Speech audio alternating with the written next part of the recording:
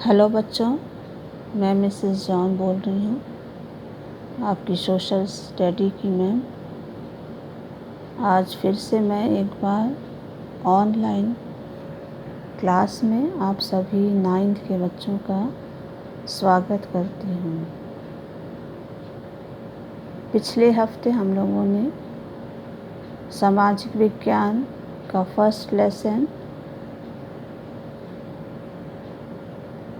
पालमपुर गांव की कहानी भाग 1 पढ़ा था।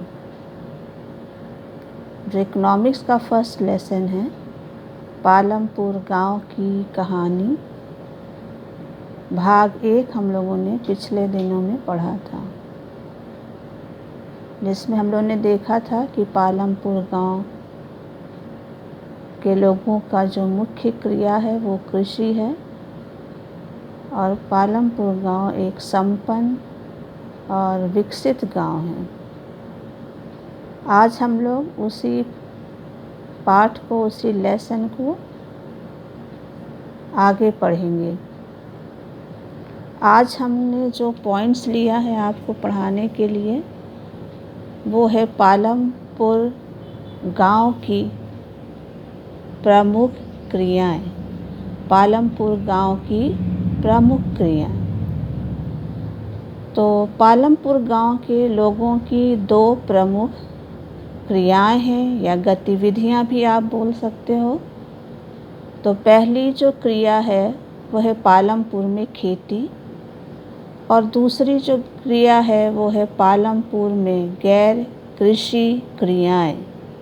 तो 2 महत्वपूर्ण क्रियाएं पालमपुर में की जाती हैं। पहली क्रिया क्या है? पालमपुर में खेती और दूसरी क्रिया क्या है? पालमपुर में गैर कृषि क्रियाएं। तो चूँकि ये लेंदी पार्ट है बच्चों, तो आज हम लोग इसका एक क्रिया कवर करेंगे और वो पहली क्रिया है पालमपुर में खेती। पालमपुर जो खेत में खेती जो है उसके अंतर्गत हम लोग कुछ महत्वपूर्ण बिंदुओं का आज अध्ययन करेंगे।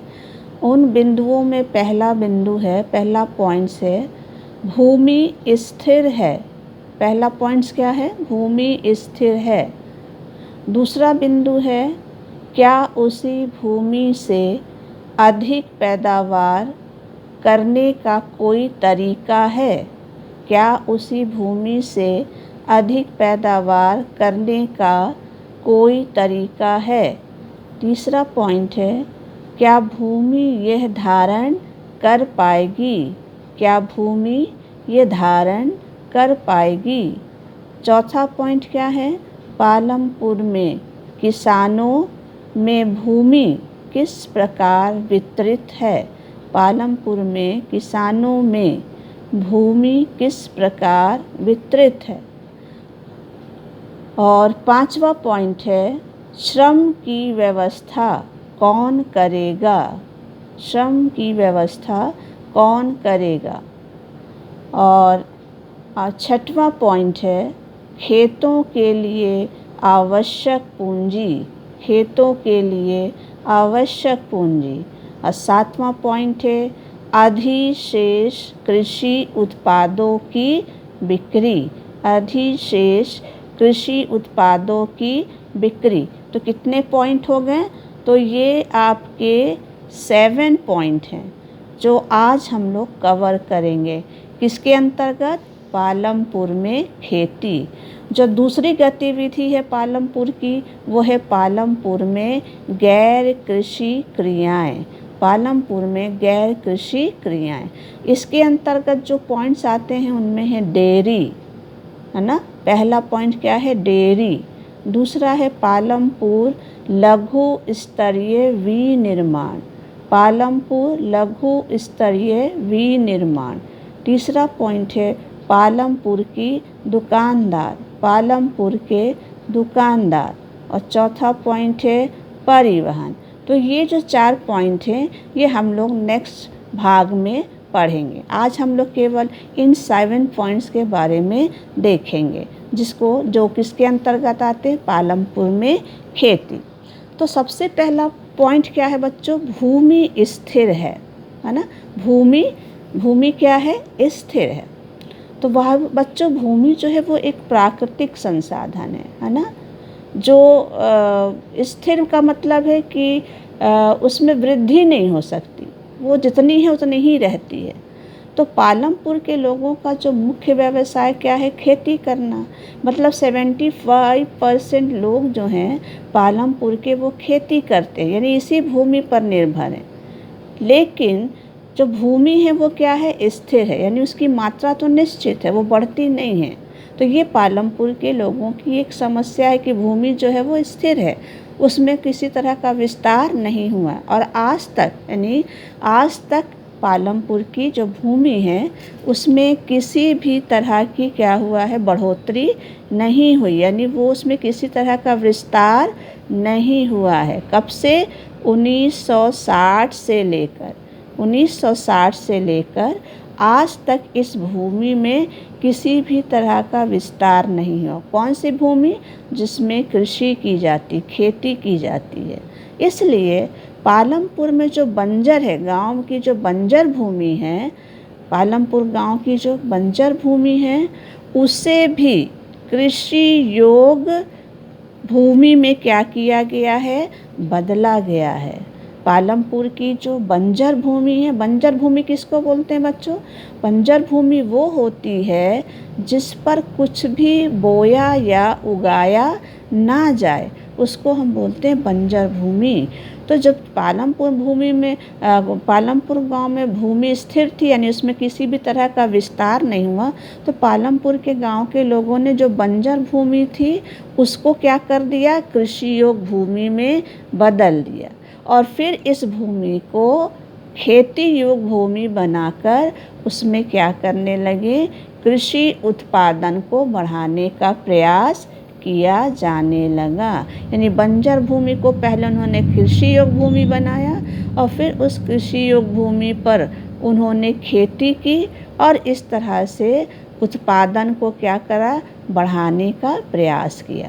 तो ये पहला पॉइंट क्या हो गया? आ गया कि भूमि स्थिर है। दूसरा पॉइंट क्या है? क्या उसी भूमि से अधिक पैदावार करने का कोई तरीका है? दूसरा पॉइंट क्या है? क्या उसी भूमि से अधिक पैदावार करने का कोई तरीका है? तो पालमपुर गांव में 2 तरीके से उस भूमि को क्या किया गया? पैदावार योग बनाया गया। कौन सी 2 विधियों का इस्तेमाल किया गया? पहली विधि थी बहुविध फसल प्रणाली, बहुविध फसल प्रणाली। और दूसरा तरीका क्या अपनाया गया? आधुनिक कृषि विधियों का प्रयोग, आधुनिक कृषि विधियों का प्रयोग। तो ये 2, पहला और ये दूसरा, इन 2 विधियों का प्रयोग किया। ये 2 तरीके अपनाए गए पालमपुर में, किस लिए? ताकि पैदावार को क्या किया जाए? बढ़ाया जाए। तो सबसे पहली है बहुविध फसल प्रणाली। बहुविध फसल, बहु मतलब बहुत सारी, कई, एक से ज़्यादा, है ना। तो जब किसी एक भूमि पर, है ना, जब किसी एक भूमि पर एक से ज़्यादा क्या की जाती हैं? फसल पैदा की जाती है। यानी एक भूमि पर एक से ज़्यादा जब फसल क्या होने लगे? पैदा होने लगे, तो उसको क्या बोलते हैं? बहुविध फसल प्रणाली, है ना।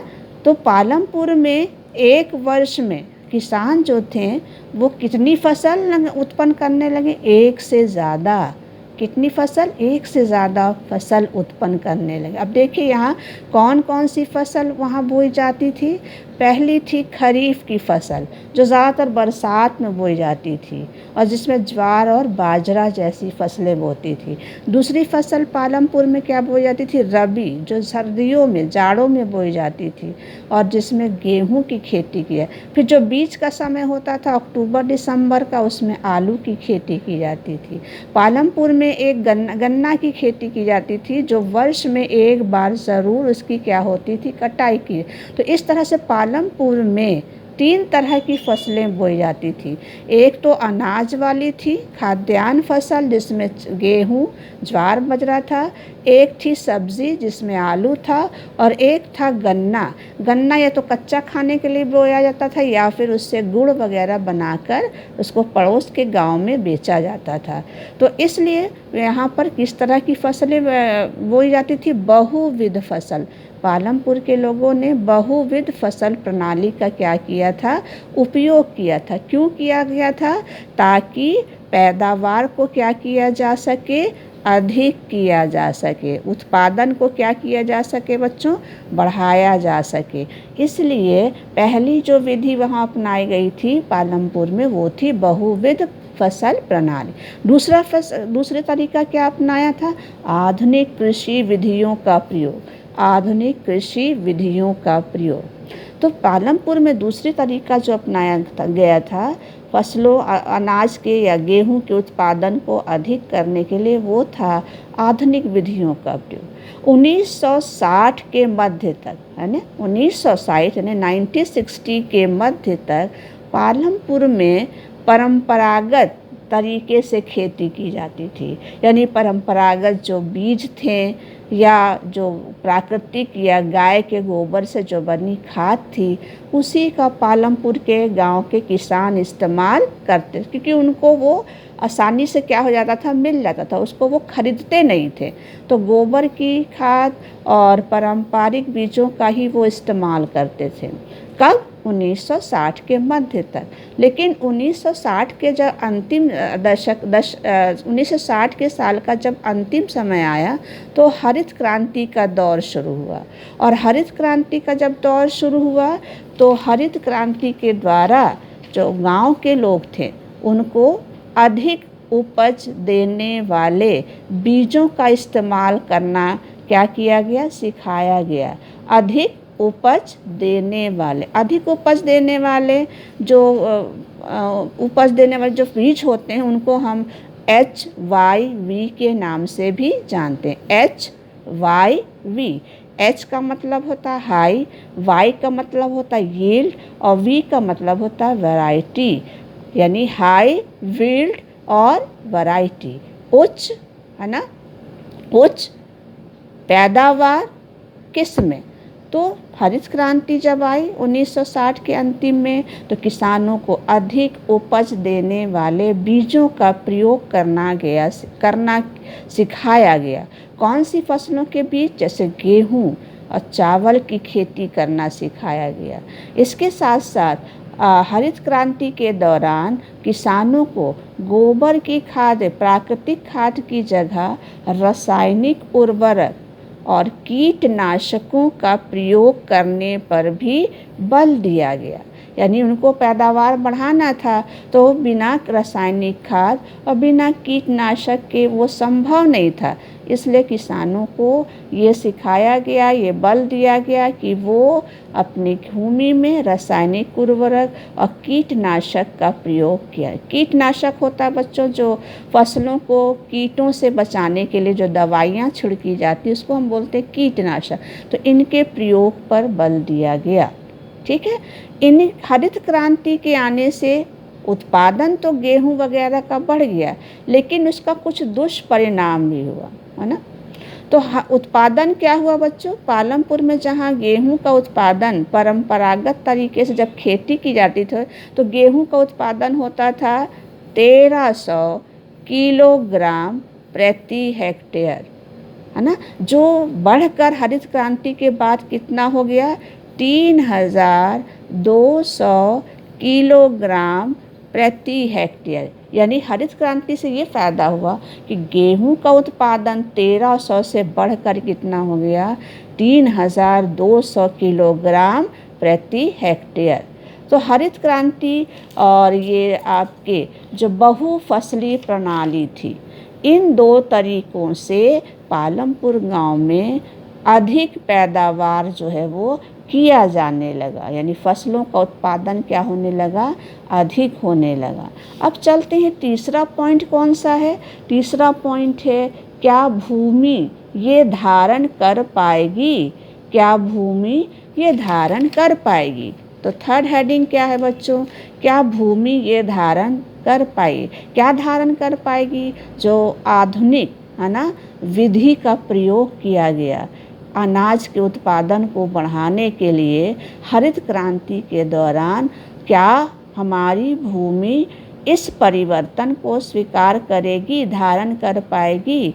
तो सभी बच्चों हम जानते हैं कि जो भूमि है वो एक प्राकृतिक संसाधन है ना।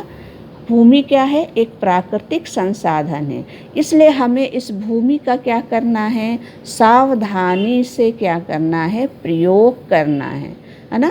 भूमि का हमें क्या करना, सावधानी से प्रयोग करना है, क्योंकि अगर हम सावधानी से प्रयोग नहीं करेंगे तो एक बार अगर ये नष्ट हो गई तो उसे पुनः जीवित करना बहुत ही क्या हो जाएगा, कठिन हो जाएगा। यानी भूमि का अगर हम सावधानी से, इस भूमि का अगर हम सावधानी से प्रयोग नहीं किए तो ये भूमि क्या हो जाएगी, नष्ट हो जाएगी, बर्बाद हो जाएगी, और फिर इसे पुनः जीवित करना है ना बहुत ही क्या हो जाएगा, कठिन हो जाएगा। तो जो आधुनिक विधि का प्रयोग किया गया, हरित क्रांति का जो प्रयोग किया गया, उससे उत्पादन तो बढ़ा लेकिन उसका कुछ दुष्परिणाम भी हुआ। तो एक वैज्ञानिक रिपोर्ट के अनुसार है ना, जो वैज्ञानिक रिपोर्ट है उसके अनुसार हरित क्रांति के समय जो उर्वरकों का प्रयोग किया, उर्वरक किसको बोलते हैं, खाद, कौन सी खाद, रासायनिक खाद, जो रसायन से तैयार की जाती है। तो उर्वरकों का जब प्रयोग किया गया तो इस उर्वरक के द्वारा, इस रासायनिक खाद के द्वारा जो मिट्टी की उर्वरता थी वो क्या हो गई बच्चों, कम हो गई।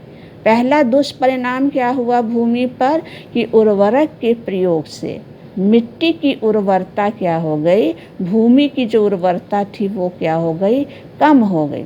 दूसरा परिणाम क्या हुआ, बिजली आ गई थी पालमपुर गांव में। तो बिजली आने से नलकूप से यानी ट्यूबवेल का ज़्यादा प्रयोग होने लगा। पहले पालमपुर में सिंचाई की जाती थी कुएं से है ना, और रहट से, इन सब चीज़ों से की जाती, लेकिन जब बिजली आई तो नलकूप का प्रयोग होने लगा और नलकूप से ज़्यादा सिंचाई होने लगी। और जब ज़्यादा सिंचाई होने लगी तो जो भूमिगत जल है, भूमिगत जल यानी अंडरग्राउंड वाटर, जिसको हम भौम जल भी बोलते हैं, वो जल जो ज़मीन के अंदर है उसका स्तर क्या हो गया, एकदम से कम हो गया है ना। तो आधुनिक कृषि विधियों का प्रयोग करने से गेहूं वगैरह का उत्पादन जो है वो तो पालमपुर में बढ़ गया, 1300 से 3200 हो गया, लेकिन उसका जो प्रभाव पड़ा, उसका बहुत ही बुरा प्रभाव भूमि पर पड़ा। पहला जो इसकी उर्वरता थी वो ख़त्म हो गई, कम हो गई, और नलकूपों के इस्तेमाल करने से जो भूजल स्तर था यानी भौम जल जो था या भूमिगत जल था वो भी क्या हो गया, कम हो गया। अब चलते हैं चौथी हेडिंग क्या है, चौथी हेडिंग है पालमपुर में किसानों में भूमि किस प्रकार से वितरित है, किसानों में भूमि किस प्रकार से। चौथा पॉइंट क्या है, पालमपुर के किसानों में भूमि किस प्रकार वितरित है। तो पालमपुर में जो है हम लोगों ने शुरू में देखा था कि पालमपुर में 450 परिवार रहते हैं। उन 450 परिवारों में कम से कम 1/3 यानी 1/3 का मतलब 150 परिवार जो हैं वो दलित हैं। और दलित जो परिवार 150 हैं उनके पास भूमि नहीं है, खेती करने के लिए उनके पास ज़मीन नहीं है, ठीक है। और उसके बाद जो दूसरा परिवार है 240 परिवार, ये 240 परिवार जो है वो छोटे किसानों का है ना। छोटे किसान उसको बोलते हैं बच्चों जिन किसानों के पास 2 हेक्टेयर से भी क्या हो, कम भूमि हो। तो 2 हेक्टेयर से भी कम भूमि वाले किसानों को क्या बोलते हैं, छोटे किसान। इनके पास इतनी कम भूमि थी कि जो उत्पादन होता था इनके खेतों में वो उनके परिवार की ज़रूरतों को पूरा करने में भी क्या होता था, कठिन होता था। नहीं, उस उत्पादन से परिवार की आवश्यकता को पूरा करना भी कठिन होता था इन छोटे किसानों के लिए। तीसरा किसान परिवार कौन सा था, तीसरा जो किसान परिवार था लगभग उनकी संख्या 60 के करीब थी। ये मझोले किसान, और बड़े किसान थे। मझोले और बड़े किसान उनको कहते हैं जिनके पास 2 हेक्टेयर से ज़्यादा, है ना, 2 हेक्टेयर से ज़्यादा, यानी 2 हेक्टेयर से लेकर 10 हेक्टेयर या उससे भी ज़्यादा भूमि थी, उनको बोलते हैं मझोले किसान या बड़े किसान। तो 2 हेक्टेयर से लेकर 10 हेक्टेयर तक भूमि वाले किसान को क्या बोलते थे? मझोले किसान और बड़े किसान। यानी इनके पास ज़्यादा भूमि थी और जो दलित थे उनके पास तो भूमि ही नहीं थी, और जो छोटे किसान थे उनके पास छोटे छोटे खेत थे। जैसा कि इस चित्र में भी आप देख सकते हो, अपनी किताब बुक में इस चित्र में आप ज़्यादा अच्छे से समझ जाओगे। यहाँ एक चित्र दिया है बच्चों, एक तस्वीर दी है जिसमें पालमपुर गांव के कृषि भूमि का वितरण दिया। आप इसको अगर 2 भाग में बांटें तो इधर का बाईं तरफ वाला हिस्सा अगर देखोगे तो यहाँ छोटे छोटे खेत हैं, छोटे छोटी भूमि है ना। तो ये छोटे छोटे बिखरे हुए जो खेत हैं ये किसके हैं? छोटे किसानों के, जिनके पास 2 हेक्टेयर से भी कम भूमि है। और इधर दाहिनी तरफ वाले भाग में अगर देखोगे तो यहाँ खेतों का आकार कुछ बहुत बड़ा है, जैसे ये और कुछ छोटे हैं। तो जो ये वाला भाग है, ये भूमि जो है वो ज़्यादातर किसकी है? मझोले किसान और बड़े किसानों की। किसकी है? ये मझोले किसान और बड़े यानी मझोले और बड़े किसानों के पास भूमि ज़्यादा है और छोटे किसानों के पास भूमि क्या है? कम है, छोटे छोटे खेत। और इनके पास क्या है? बड़े बड़े खेत हैं। तो छोटे किसानों के पास छोटे खेत हैं, छोटे छोटे भूमियाँ हैं, और बड़े किसानों के पास बड़े बड़े खेत हैं, बड़ी बड़ी भूमि। तो ये है बच्चों पालमपुर के गांव में किसानों के भूमि का वितरण। तो सबको आप चित्र में देख रहे हो ना, सबको समान भूमि नहीं मिली है। किसी को बहुत छोटा खेत है, किसी को उससे बड़ा खेत है, और किसी को बहुत बड़ा बड़ा खेत है। तो इस तरह से हम देखते हैं कि पालमपुर के जो किसान हैं, इस चित्र के द्वारा हम देखते हैं कि पालमपुर के गांव में किसानों में भूमि का जो वितरण है, वितरण का मतलब जो बंटवारा है, विभाजन है, वो एक जैसा नहीं है। बड़े किसानों के पास ज़्यादा भूमि है तो छोटे किसानों के पास छोटे छोटी भूमियाँ हैं, है ना। अब चलते हैं 5वां पॉइंट देखते हैं, श्रम व्यवस्था। 5वां पॉइंट कौन सा है? श्रम की व्यवस्था कौन करेगा? श्रम की व्यवस्था कौन करेगा? तो पालमपुर गांव में श्रम की व्यवस्था कौन करेगा? तो इसको हम लोग देखते जाए तो पालमपुर में अभी हम लोगों ने देखा छोटे किसान भी हैं और बड़े किसान भी हैं। छोटे किसान जिनके पास 2 हेक्टेयर से कम भूमि है, बड़े किसान जिनके पास 2 हेक्टेयर से लेकर 10 हेक्टेयर या उससे भी ज़्यादा भूमि है। तो जो छोटे किसान हैं ये कैसे श्रम की व्यवस्था करते हैं? तो छोटे किसान जो हैं वो स्वयं श्रम की व्यवस्था करते हैं।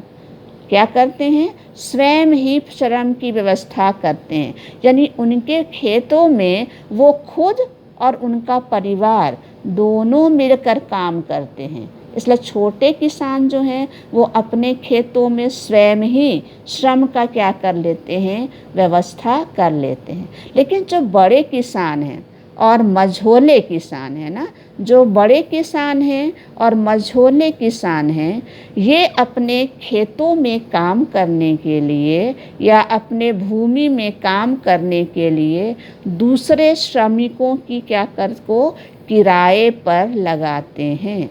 बड़े किसान और मझोले किसान अपने खेतों में काम करने के लिए दूसरे श्रमिकों को किराए पर क्या करते हैं? लगाते हैं, यानी मजदूरी पर लगाते हैं। अब बच्चों पालमपुर गांव में जो ये श्रमिक हैं जिनको हम मजदूर बोलते हैं, ये खेतिहर मजदूर हैं। ये वो मजदूर हैं जिनके पास श्रमिक, जिनके पास भूमि नहीं है, खेत नहीं है। तो ये बड़े किसानों के खेतों में क्या करते? मजदूरी करते, काम करते।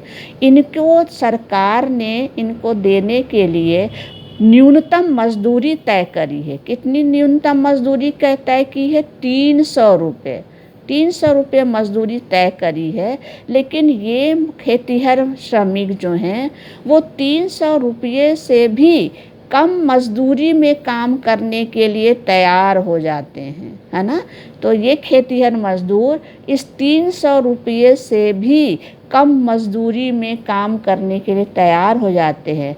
ऐसा इसलिए होता है क्योंकि पालमपुर में श्रमिकों की संख्या बहुत ज़्यादा है, मज़दूरों की संख्या बहुत ज़्यादा है, यानी मज़दूरों के बीच में प्रतियोगिता पाई जाती है और इस प्रतियोगिता प्रतिस्पर्धा के कारण वो कम मजदूरी में भी बड़े और मझोले किसानों के खेत में काम करने के लिए तैयार हो जाते हैं। तो 5वां पॉइंट हो गया श्रम व्यवस्था। श्रम व्यवस्था में हम लोगों ने देखा कि छोटे किसान जो हैं वो स्वयं ही श्रम की व्यवस्था कर लेते हैं, जिसमें उनका परिवार भी शामिल होता है, लेकिन जो बड़े और मझोले किसान हैं वो अपने खेतों में किराए पे काम करने के लिए श्रमिक लगाते हैं। अब इन श्रमिकों के साथ क्या समस्या है कि इनके लिए सरकार ने 300 रुपये मजदूरी, न्यूनतम मजदूरी तय की है, लेकिन ये इससे भी कम में काम करने को तैयार होते हैं। क्यों? क्योंकि पालमपुर गांव में श्रमिकों की संख्या इतनी ज़्यादा है कि उनमें आपस में क्या रहती है, प्रतिस्पर्धा रहती है, इसलिए वो थोड़े पैसे में भी काम करने को क्या हो जाते हैं, तैयार हो जाते। अब आता है 6वां पॉइंट, खेतों के लिए आवश्यक पूंजी। 6वां पॉइंट क्या है? खेतों के लिए आवश्यक पूंजी। तो खेतों के लिए आवश्यक पूंजी पालमपुर के किसान कहाँ से प्राप्त करते हैं? तो छोटे जो किसान हैं जिनके पास 2 हेक्टेयर से कम भूमि है, ये छोटे किसान भूमि कहाँ से पैसा प्राप्त करते हैं खेतों में के लिए?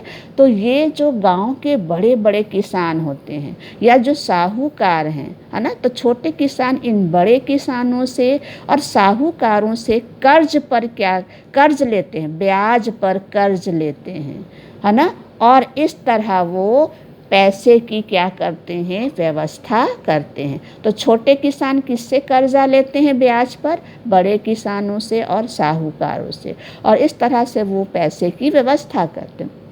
जो मझोले यानी मंझोले और बड़े किसान हैं जिनके पास 2 हेक्टेयर से लेकर 10 हेक्टेयर तक ज़मीन है, वो कैसे पैसे की व्यवस्था करते हैं? तो वो जो खेती से उनके पास बचत होती है, मझोले और बड़े किसानों के पास खेती से जो बचत होती है, इसी बचत से, है ना, वो अपने लिए पूंजी की क्या करते हैं, व्यवस्था करते हैं। तो मझोले और बड़े किसान खेती से जो उनकी बचत होती है उसी से वे पूंजी की क्या करते हैं, व्यवस्था कर। तो खेतों के लिए आवश्यक पूंजी पालमपुर के गांव के किसान कहाँ से प्राप्त करते हैं? तो हमने बताया छोटे किसान जो हैं वो गांव के बड़े किसानों से या साहूकारों से ब्याज पर क्या करते हैं, कर्जा लेते हैं और पैसे की व्यवस्था करते हैं। और मझोले और बड़े किसान कहाँ से पूंजी प्राप्त करते हैं? तो ये जो खेतों से इनकी बचत होती है, इसी बचत से ये पैसे की या पूंजी की क्या करते हैं, व्यवस्था करते हैं। अब 6वां पॉइंट हो गया। 7वां पॉइंट क्या है? ठीक है, 7वां पॉइंट है अधिशेष कृषि उत्पादों की बिक्री। अधिशेष कृषि उत्पादों की बिक्री। अधिशेष कृषि उत्पादों की बिक्री। अधिशेष का मतलब क्या होता है कि किसान किसको बोलते हैं अधिशेष? तो अधिशेष का मतलब होता है बच्चों कि किसान, है ना, अनाज का जब उत्पादन करता है तो उत्पादन होने के बाद वो उसमें से अपनी परिवार की आवश्यकता के लिए एक बहुत बड़ा भाग क्या कर लेता है, अलग कर लेता है, और जो बचा हुआ अनाज होता है ना, परिवार की ज़रूरत के मुताबिक अनाज निकालने के बाद जो बचा अनाज होता है, शेष अनाज होता है, उसी को बोलते हैं अधिशेष, है ना, कृषि। तो अधिशेष कृषि में क्या होता है कि किसान अपने परिवार के लिए एक परिवार की आवश्यकता के अनुसार वो अनाज का एक बड़ा भाग क्या कर लेता है, निकाल कर रख लेता है, और उसके बाद जो शेष भाग होता है यानी जो बचा भाग होता है उसको बाज़ार में व्यापारी उससे क्या कर देते हैं, खरीद लेते हैं। किसानों से जो बाज़ार के व्यापारी खरीद लेते हैं, उस बचे हुए भाग को क्या करते हैं, जो बाज़ार के व्यापारी हैं वो खरीद लेते हैं। और ये व्यापारी उस अनाज को, उस गेहूं को खरीदने के बाद जो आगे के गांव के बाहर के जो कस्बे होते हैं और जो शहरों में दुकानदार होते हैं, उनको क्या कर देते हैं, बेच देते हैं। तो अधिशेष कृषि का मतलब है कि किसान अपनी अनाज से, अपने उत्पादन से एक बड़ा हिस्सा जो है वो अपने परिवार की ज़रूरत के लिए निकाल लेते हैं। उसके बाद जो बचता है उसको हम बोलते हैं अधिशेष अनाज या कृषि। इस अधिशेष कृषि को जो बाज़ार के व्यापारी होते हैं वो दुकानदारों से खरीद लेते हैं, और खरीदने के बाद वो उस अनाज को कस्बों में और जो शहरों के दुकानदार हैं उनको क्या कर देते हैं, बेच देते हैं। तो इस प्रकार से जो अधिशेष कृषि होती है उसकी क्या होती है, बिक्री होती है। तो ये लेसन बच्चों हो गया आपका पूरा, मतलब आज का पार्ट 2 जो है वो पूरा हो गया। अब इसका जो नेक्स्ट हम लोगों का बचा है, पालमपुर की जो दूसरी गतिविधि है, पालमपुर में गैर कृषि क्रियाएं, है ना, जिसमें 4 पॉइंट हैं। डेयरी, पालमपुर में लघु विनिर्माण, पालमपुर के दुकानदार और परिवहन। ये 4 पॉइंट हम लोग अगले भाग, इसके भाग 3 में पढ़ेंगे, जो हम लोग अगले टर्न में पढ़ेंगे। तो इस लेसन से अगर जो आपको कुछ समझ में ना आया हो तो आप हमसे बाद में पूछ लीजिएगा। ये आपका होमवर्क है, गृह कार्य है। इन क्वेश्चंस को उतार लीजिए और इन्हें एक नोट कॉपी में कर लीजिएगा, और इसकी स्क्रीनशॉट लेकर आप अपने इसी व्हाट्सएप ग्रुप में डालिएगा ताकि मैं उसे चेक कर सकूं। तो क्वेश्चन आप नोट कर लीजिए। फर्स्ट क्वेश्चन है, बहुविध फसल प्रणाली क्या है? बहुविध फसल प्रणाली क्या है?